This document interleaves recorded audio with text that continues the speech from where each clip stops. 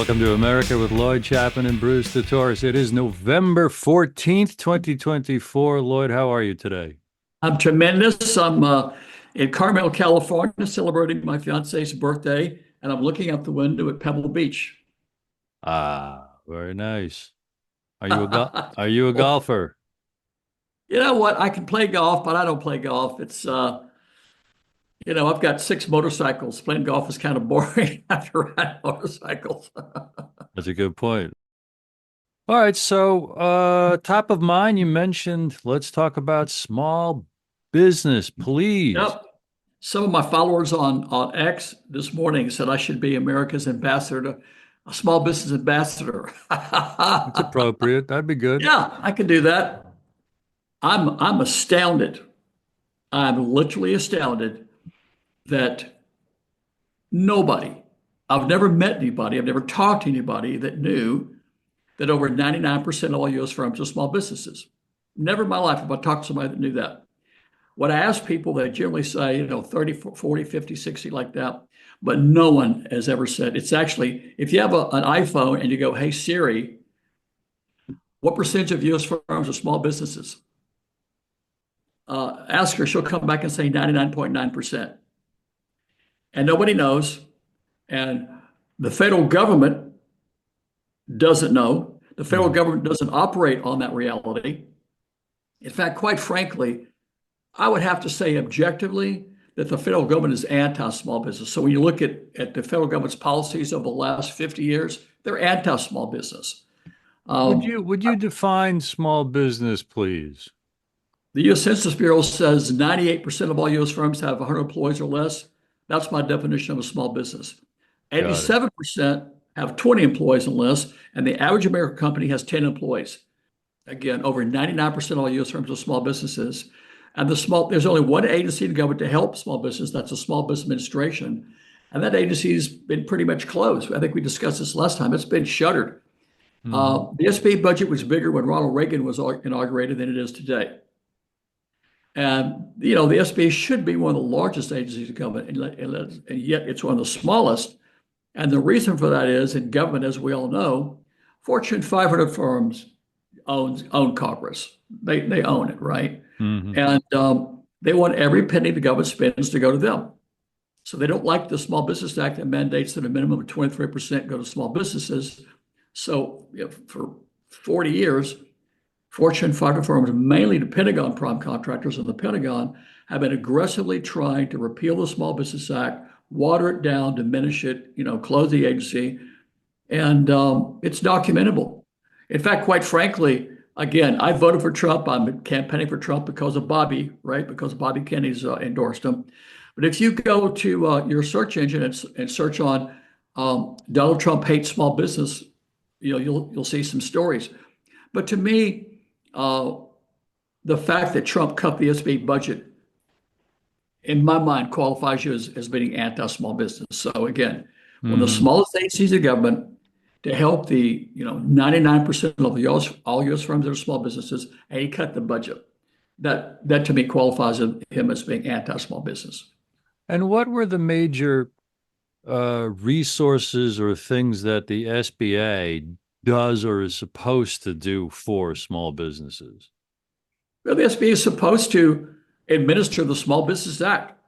And here's something else that people are confused about. The Small Business Act that mandates that a minimum of 23% of all federal contracts go to small businesses and 5% to woman-owned small businesses, 3% to service-disabled veteran-owned small businesses, and 13% to minority-owned small businesses.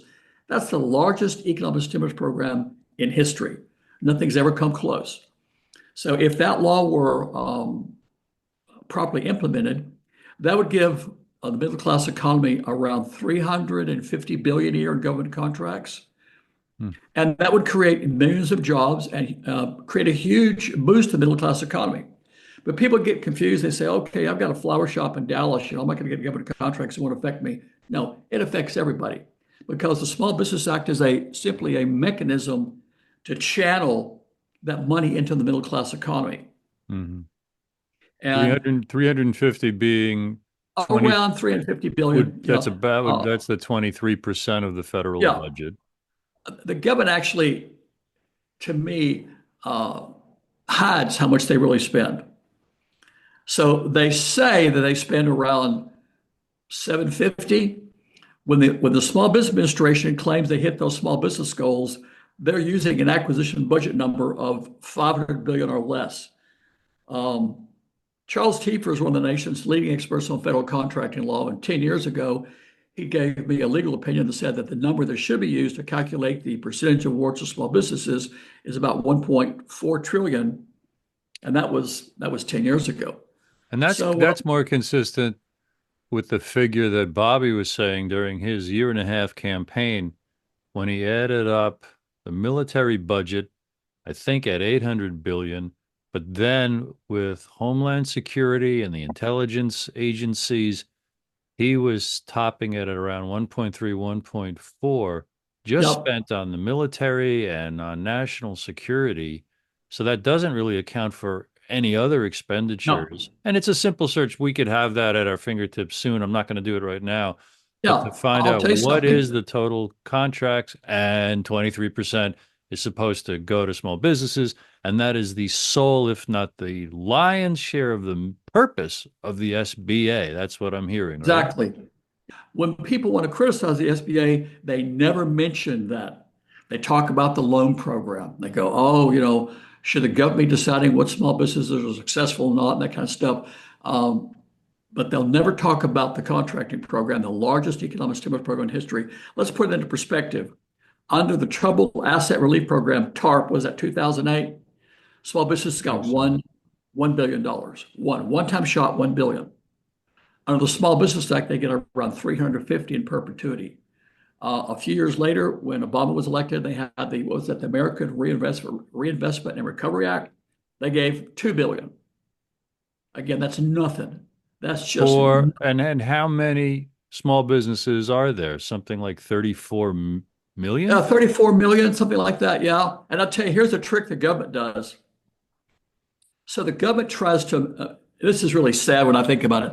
The United States government tries to minimize the impact of small businesses by not including non-employer firms.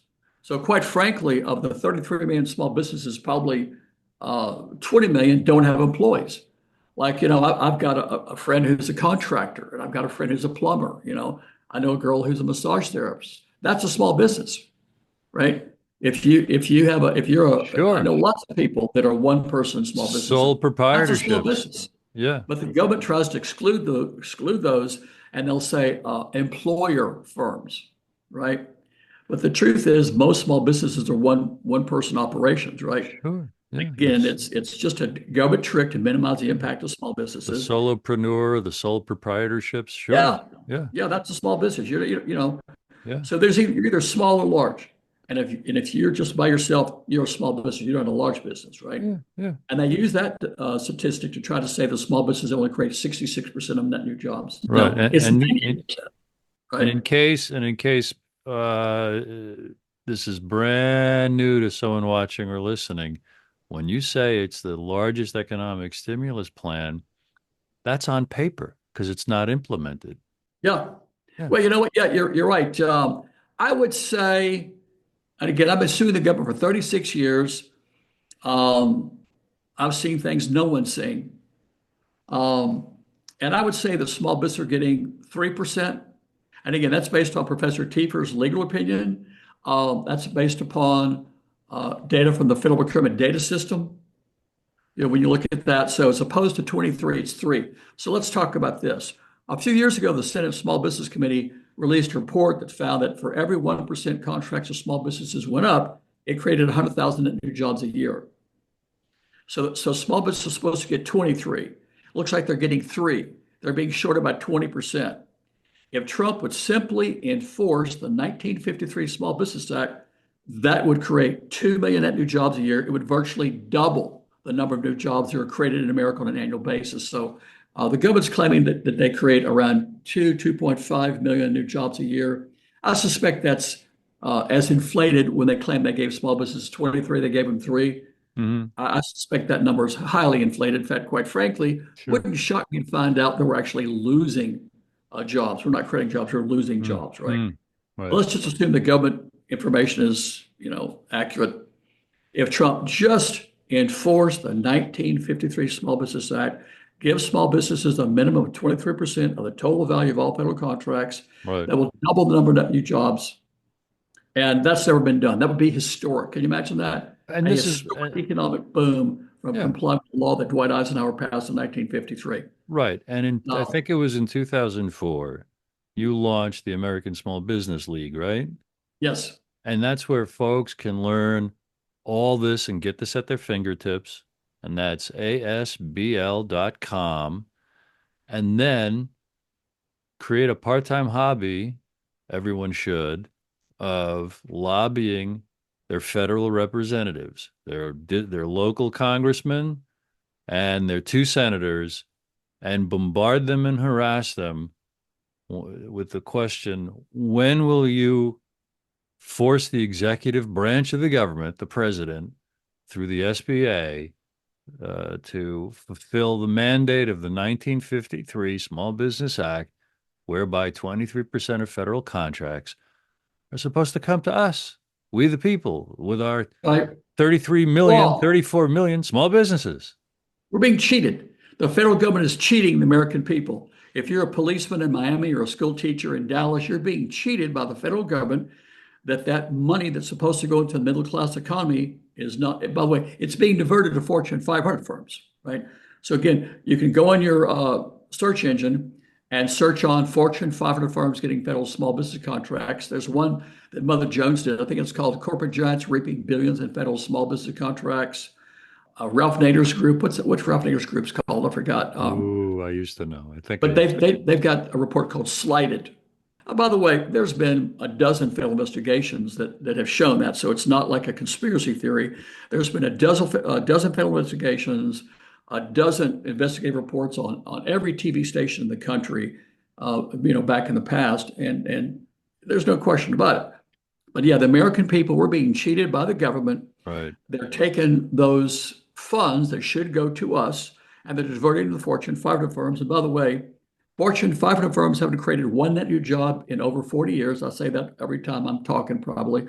Right. And the Government Accountability Office report says 34% pay no federal income tax. So again, I'm Yeah. like a broken record with this. If we keep giving 97% of all federal spending to that tiny segment, that 1/10 of 1% that doesn't create jobs and doesn't pay taxes, we're going to go bankrupt. To be clear, the United States government is giving over 97% of all federal spending to 1/10 of 1% of the companies in America. And that segment has not created one job in over 40 years, Yeah. and around 34% pay no taxes. Now, That's the I thing. want to urge everyone watching and listening to send this link around to everybody that you know, because in about 14, 15 minutes, Lloyd, you just brilliantly set the table with an astounding reality that the vast majority of Americans have no clue about. And It's I want shocking. to encourage everybody to go to asbl.com, read about it, and get certain about this, and then understand that no president in our lifetime has taken this on, has said a word about this. Of all the gigantic betrayals by our representatives, like not finding and telling the truth about the Kennedy assassination in 1963, or about 9/11, or about COVID, this is up there. If you had to carve a Mount This, Rushmore of betrayals, this is up there, in addition to all the phony wars that we've started. You mentioned about a dozen congressional investigations and reports exposing this. Over the course of what decades were those reports or I investigations prompted done? a Government Accountability Office investigation into this in 2001.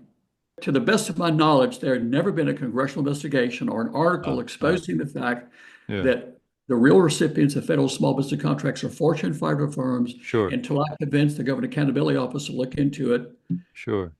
they found over 5,300 of the largest businesses on earth getting federal small business contracts. Companies in Wow. England, British Aerospace and Engineering was getting federal small business contracts, right? Um, Crazy. That's a crazy. French aerospace company. I want to say it was Thales, something like that. So the only investigation, the first one started when I convinced the GAO to look into it in 2001, I think it was. Ah, Yeah. gotcha. Wow, So sure. before that, you can't find anything. In fact, I challenge anybody, find a report, a congressional investigation before my involvement that reported that billions a month in federal small business contracts went to Fortune 500 firms. You won't find it. So once I got involved, I exposed it. The GAO put out the report. Yeah, I testified for the House Small Business Committee. yeah. Larry Markusek from the Associated Press wrote a story that ran all across the country, and that's what started it. And that was a 5.5 hour congressional hearing. I got to talk for 10 minutes. And the rest of it was Bush administration people talking about what a great job they were doing with small businesses. I got so pissed off. This was, by the way, this was like a huge congressional hearing, like you see on television, right? The big long table, right? And all those guys, right? And I just couldn't take it. At one point in time, I had a list of all the Fortune 500 firms that are getting federal small business contracts. At one point in time, I said, I interrupted someone. I said, Senator, or no, Congressman, when they say they're giving, money to small business, that includes AT&T. There was like stunned silence in the room. Congressman Donna Manzullo asked the SBA spokesman, how do you respond to that? He goes, well, we've combined some databases and there's been some computer glitches. And we go, okay, that's fine. Oh, Nothing, right? that's my dog But ate my homework response. the craziest thing, there's two things that are crazy. Number one, nobody knows. Nobody knows that 99.9% of all American companies are small businesses. They don't know the Small Business Act is the largest economic stimulus program in history. And then the government has gone to extreme lengths to silence that. The things they've done to silence me, it's like a science fiction movie. You almost wouldn't believe it, the stuff they've done, right? Have you told those stories in any kind of depth on the site asbl.com, You know Lloyd? what? I've up until a few years ago, I was on national television on a regular basis. It stopped during the Obama administration, right? During the Obama administration, Right. they canceled me. Yeah, it was Yeah. June of 2013, I think it was June or July. I got an email from Business Wire said they're going to no longer run my press releases. PR Newswire would run my press releases. My phone quit ringing. I quit getting emails, and I Right. quit getting requests for interviews. Right. Prior to that, I was on national television 2, 3 times a month. You could go to lloydchapman.com and see all my TV appearances. I was in the media constantly. I would sometimes do interviews all day long. I would wake up in the morning in California, 4:30 California time, and do drive time radio shows on the East Coast. And then I would do radio shows and interviews all day long. And I don't think I've talked to a reporter now in months and months and months. But Right. Right. Right. yeah, the governor shut me down like I'm, Osama bin Laden, right? I'm going to be 75 in a month. I'm going to quit doing this pretty soon, right? I think 36 years, 37 years is long enough. But if Trump, with Elon Musk and particularly, Bobby Kennedy, doesn't recognize that the entire economy of the United States of America is based upon small business, if he doesn't do that, Make America Great will just be a campaign slogan. There is only one way to make America great again. There's only one way, and that is to realize that America is 99.9% small businesses, get rid of all the anti small business policies, make the Small Business Administration one of the largest agencies in government, and start channeling federal spending into the hands of the 33 million small businesses where most Americans work. That this needs to be so circled because, Lloyd, the buck stops here. We, the people, have let ourselves down. It's the nature of government is that it will be taken over by the rich. And the American experiment has always been we, the people, riding herd on our representatives, keeping them honest with accountability and transparency. Basically, the bottom line is make the federal government obey the law. It's simply not obeying the 1953 law. Is that too much to ask of our congressmen and senators and Isn't that presidents? crazy? No. And No. what's the challenge? It's that those giant corporate interests not only fund our representatives and everyone who works at the regulatory agencies, but also the giant corporate media that for no matter how its approval ratings are falling and its viewership might be falling, still informs the American people to a huge extent, which is why everyone watching and listening, if you want this to turn around, the tool is in your hand. It's to forward the link to this video or this audio every day for the rest of your life so that conversations can get started at your dinner table, at your local council meetings, at letters to your congressperson, your letters to your senators, and letters to the president. I want to drill into something very specific about this because the crack in the door is Bobby Kennedy supposedly going to have some position of authority in the new administration. Yes, primarily focused just exclusively on health. But as you and I know, and everyone needs to know, when he met you, he invited you onto his podcast where you taught him all this. And if I recall, that conversation ended, Lloyd, with him saying, when I become president, I'm going to implement your small business agenda. So, how hard should people just focus on bothering Bobby to bring this reality Yeah. to Trump's attention? I'll tell you something. He's the most amazing person I've ever met in my life. And I did this podcast. I was so excited to do it. I've been around him a few times. He knows everything about the government. I'll tell you this: there's nobody on earth today that knows more about how the federal government runs than Bobby Kennedy. Nobody, nobody. He knows everything. When I started talking to him about small business, he seemed surprised. He seemed quite surprised. He didn't know that stuff, right? Yeah, he What was did he? genuinely What did he? surprised. What was his response when you taught him all this? You know what? I saw the expression on his face change. He got excited. His eyes got bigger. He's like, he got excited like that, right? I'll never forget the last thing he said to me was, on my first day in office, I will give you a call. I'll do everything you want. Right? And then I said, and we're wrapping up the show. And I said, let's do something for women, right? And he says, I agree. He says, my wife will like that. My running mate will do that. My VP will like that, right? And then a few months later, I started working with his policy people on what became his small business, big and middle class economic stimulus program. I worked on that with Tiffany Ciance and his policy people. And the top part was pretty much exactly what he and I talked about in the podcast.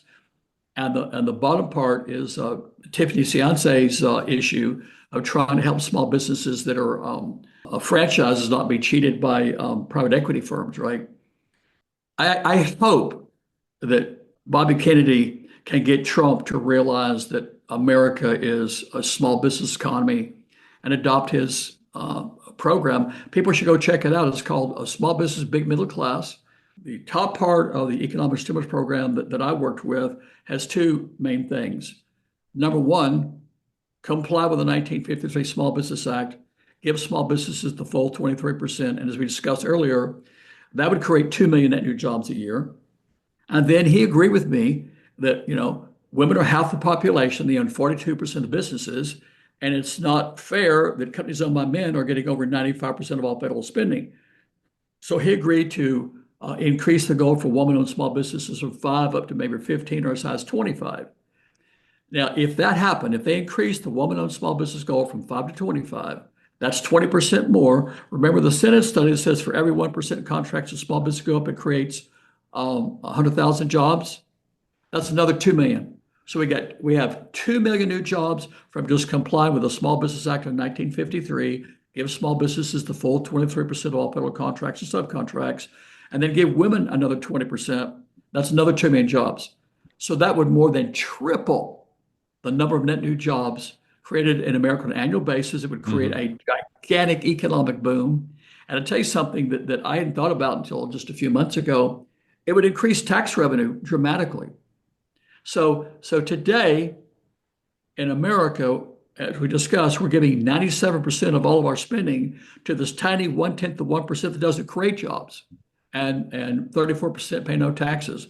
Imagine shifting, 40% of that to the small businesses where most Americans work. They're Hmm. responsible for half the gross domestic product. They do pay taxes. They do create jobs. Hmm. It would be phenomenal. It would be phenomenal. I hope there are people watching and listening who, if they have been thinking about running for office for the first time in their lives, is to take this as their key first point platform issue that they want to, win an election with. I think that would be very possible, right? You know what? I'll tell you something. Back when Obama was running, when he was running against Hillary, so whenever there's a presidential election, I always reach out to all the campaigns and see if they'll, support small businesses. And Obama campaign responded, and I started working with them. He appointed me to serve on his Small Business Advisory Council. I wrote some things that he released. One day he released a statement that I wrote that said something like, most Americans work for small business. They create, 90% of net new jobs. We must protect this valuable resource, and it's time to end the diversion of federal small business contracts to corporate giants. Within 48 hours, he took that last line off there. He took off that it's time to end the diversion of federal small business contracts to corporate giants. He took that off, right? When I did Kenny's podcast and he said on my first day, I'll call you, do whatever you want, I would bet my life that he got a phone call from the Pentagon that his campaign did and said, let me tell you about, that deal, right? And I think they probably tell people that it can't be done. It's impossible. It's going to jeopardize national security. None of that is true. None of that is true. So a couple of weeks after Bobby released his Small Business Big Middle Class plan, Harris, which by the way I suspected she would do, released a promise on Facebook and Twitter to give a third of all federal small business contracts to small businesses. So she promised to take it from 23 to 33. I think she got the same phone call because it wasn't on her campaign website. Why would she release it on Facebook and Twitter, but not put it on a campaign website? And then never So, mention it again, presumably, no, right? and never mention it again. So if you Right. come out and talk about enforcing the Small Business Act, the Pentagon, comes unglued and comes down on you like a ton of bricks, like you're, some terrorist organization, and they go freaking nuts. The Pentagon, by the way, in many ways, to me, is your enemy. You're an American. The Pentagon's your enemy. In fact, by the way, the day before 9/11, Donald Rumsfeld kind of said that. Donald Rumsfeld said the day before 9/11, he said America's biggest enemy is not some far-flung dictatorship. It's not Russia. It's not North Korea. He said it's the Pentagon bureaucracy.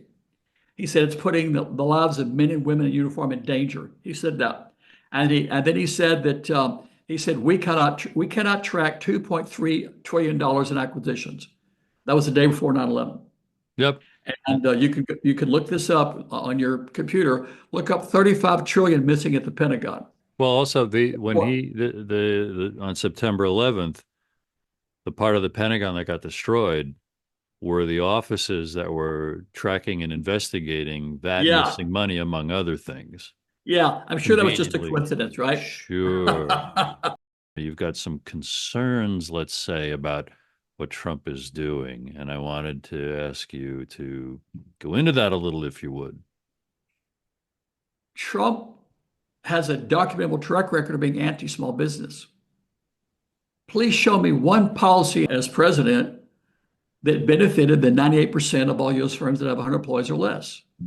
Specifically, you can't say, oh, he cut the cost of energy. No, something specific, Hmm. specific for the 99.9% of U.S. firms that are small businesses or the 98% that have 100 employees or less. You can't do it. You simply can't do it. He's never mentioned it, by the way. Um, Okay. and I don't know if he's going to change. I hope he changes. I think he's changing in a lot of ways with Tulsi and Bobby and Elon, but he seems to be, in his heart and soul, kind of a hardcore Republican.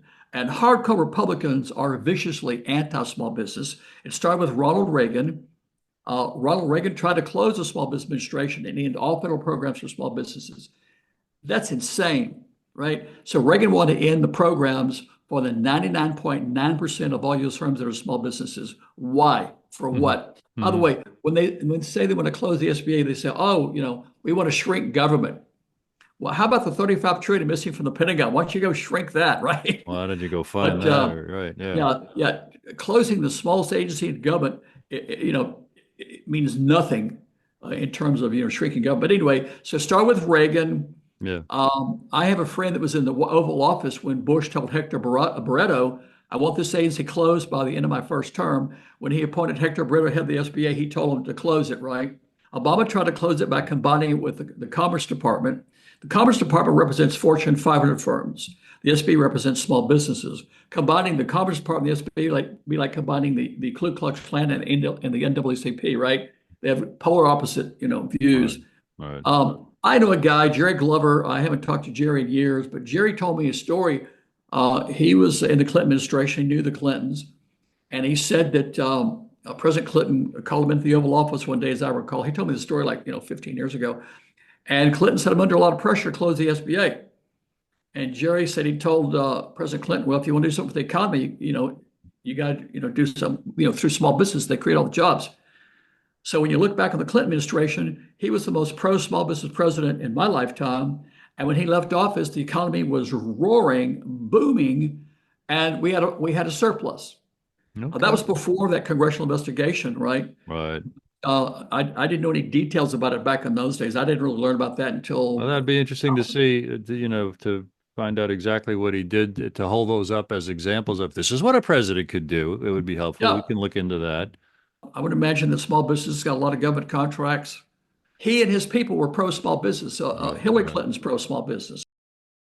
So again, I voted for Trump. I campaigned for Trump. I'm thrilled he's elected. I'm thrilled he's elected. I'm thrilled.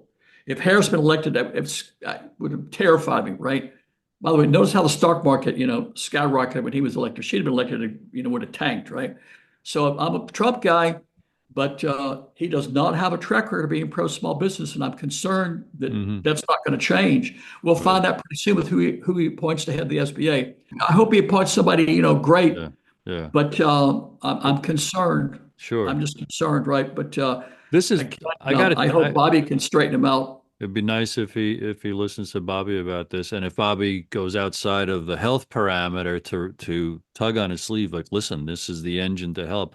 Lloyd, I got to tell you, this has been one of the most comprehensive and easy to listen to and understand explanations of the situation that I've ever heard you give. This is the episode you and I have to remember to really put out there and promote because I think that this could excite a lot of people to do things with this episode to educate more and more people. Because only if we do it ourselves are things going to change. People think that there's nothing they can do. That's not true. I'm one person. I've won over 110 lawsuits against the government. I've prompted congressional investigations. I've changed the way the government, treats small businesses. I've saved it from being closed multiple times.